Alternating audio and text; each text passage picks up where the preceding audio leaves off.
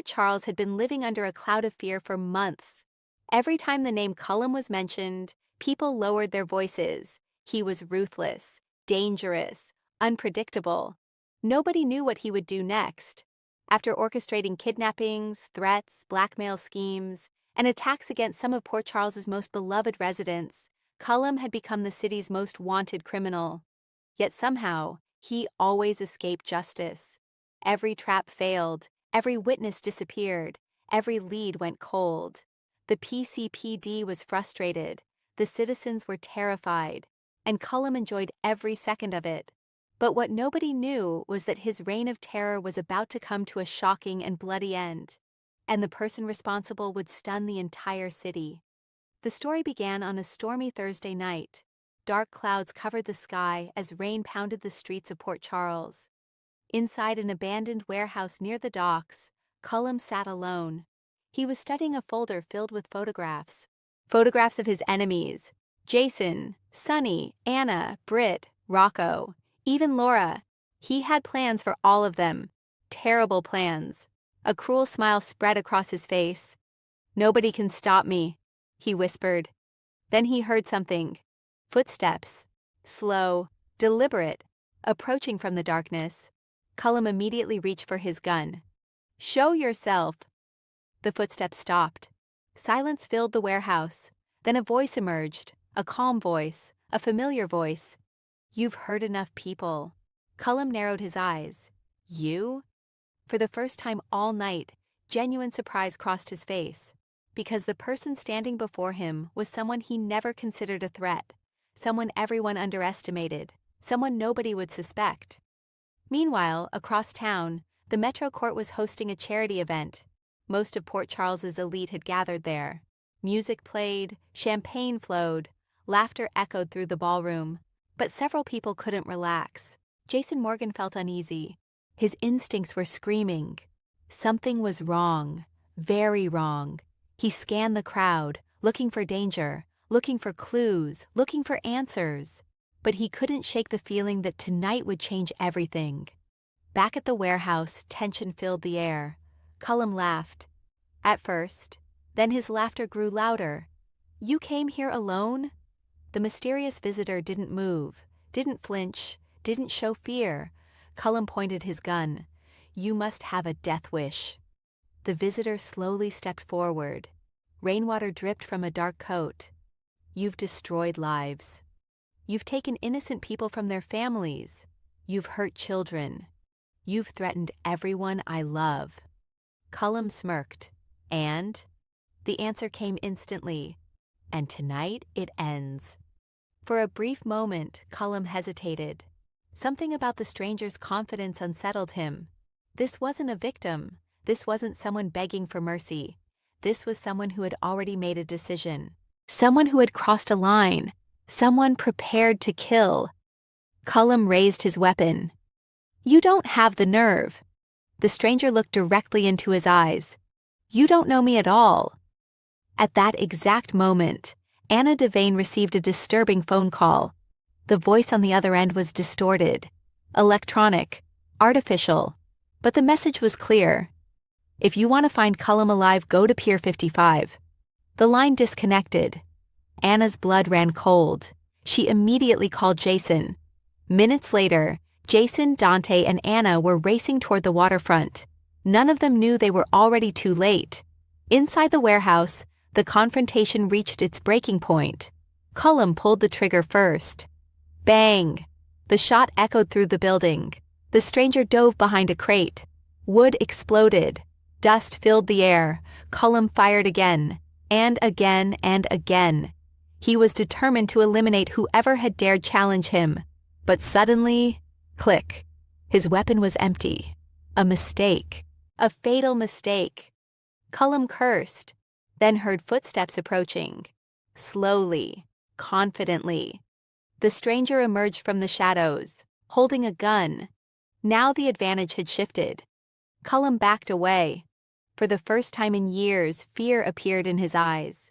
"You won't do it." The stranger's face remained expressionless. "You said that before. You still don't know who I am." Lightning flashed. illuminating the warehouse. And at that moment, Cullum finally understood. His face turned pale. "No," the stranger nodded. "Yes." Across town, another shocking discovery unfolded. Spinelli had been investigating Cullum's digital trail for weeks. That night, he finally cracked a hidden server. The files revealed dozens of secrets, hidden accounts, bribes, extortion payments, and one shocking detail. Cullum had secretly manipulated several major tragedies in Port Charles. Events people thought were accidents, events that had changed lives forever.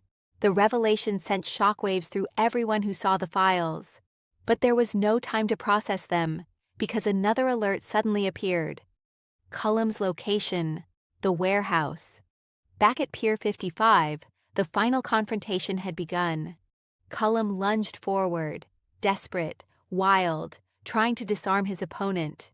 The two struggled violently, crashing into crates, breaking furniture, throwing punches. Years of anger exploded into chaos, but Cullum was losing. His strength was fading, his confidence shattered, his empire collapsing around him. Finally, he stumbled backward, bleeding, exhausted, defeated. The stranger aimed the gun directly at his chest. "You ruined everything," the stranger said. Cullum shook his head. "You don't understand." "No," came the reply. "You never understood." The gun trembled slightly, not from fear, from emotion. Years of pain, years of grief, years of heartbreak, all leading to this moment. Then came the sound, a single gunshot. Bang!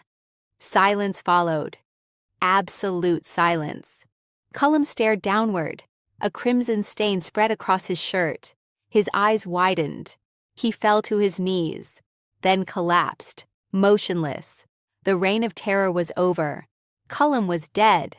Minutes later, police vehicles surrounded the area.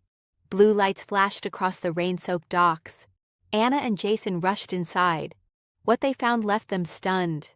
Cullum's body lay on the floor, but the killer was gone, vanished, without a trace. The investigation consumed Port Charles. Everyone wanted answers. Who killed Cullum? Why? How? Suspects emerged everywhere. Jason was questioned. Sonny was questioned. Even Anna became a person of interest. Nearly everyone had a motive. Cullum had created countless enemies. The list seemed endless. For days the mystery remained unsolved. Then a shocking clue surfaced. Security footage from a nearby traffic camera. The image was blurry, but recognizable. Anna watched it repeatedly. Her expression changed with every viewing. Finally, she whispered, "It can't be." Jason looked at the screen. His jaw dropped, because he recognized the person too. The revelation spread through a secret meeting at the PCPD. Present were Anna, Dante, Laura, Jason, Sonny, and Mac. Nobody spoke. Nobody moved. The room felt frozen. Then Anna activated the video. The image appeared. The killer's face became visible. Gasps filled the room. Laura nearly dropped her folder. Sonny stared in disbelief. Jason couldn't speak, because the killer was not a hardened criminal, not a mobster, not an assassin, not even a police officer. The killer was Charlotte Cassadine. Silence exploded into shock. "No!" Laura immediately shook her head. "That's impossible." But the evidence was undeniable. Charlotte had been at the docks. Charlotte had confronted Cullum. Charlotte had pulled the trigger. The truth emerged slowly. Months earlier, Charlotte had discovered evidence linking Cullum to multiple attacks that indirectly devastated people she loved. She learned secrets nobody else knew. She watched the adults fail repeatedly. She watched Cullum continue hurting innocent people. And eventually, she reached a dangerous conclusion. If nobody stopped him, she would. The revelation shattered Port Charles. Laura was devastated. Anna was heartbroken. Valentin was furious. But perhaps the most emotional reaction came from Charlotte herself. When confronted, she didn't run. She didn't deny it. She simply cried. Years of bottled-up trauma finally erupted. He was going to keep hurting people. He wasn't going to stop. He said more people would die.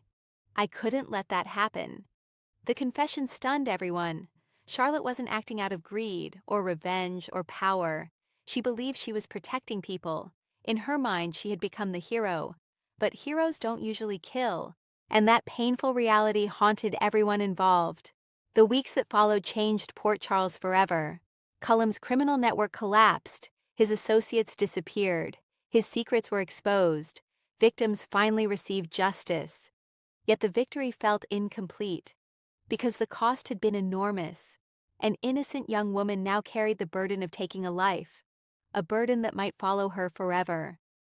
Jason visited Charlotte one evening. She sat quietly near the waterfront, watching the sunset. Neither spoke for several minutes. Finally, Jason broke the silence. "You should have come to us." Tears filled Charlotte's eyes. "I didn't think there was any time left." Jason nodded slowly, understanding her fear, understanding her desperation, but also understanding the tragedy of her choice. As summer arrived in Port Charles, life slowly returned to normal, at least on the surface. The city was finally free from Cullum. The monster who terrorized everyone was gone. His story had ended, but the consequences of that final gunshot were only beginning. Families would be tested, friendships would fracture, secrets would continue to emerge, and Charlotte's future remained uncertain. Because in Port Charles, the truth never stays buried for long, especially when a death as shocking as Cullum's leaves behind unanswered questions. Questions that could expose even darker secrets. Secrets that might reveal Charlotte wasn't acting alone. And if that's true, then the real mastermind behind Cullum's death may still be hiding in plain sight, waiting, watching, and preparing for the next shocking chapter of Port Charles history.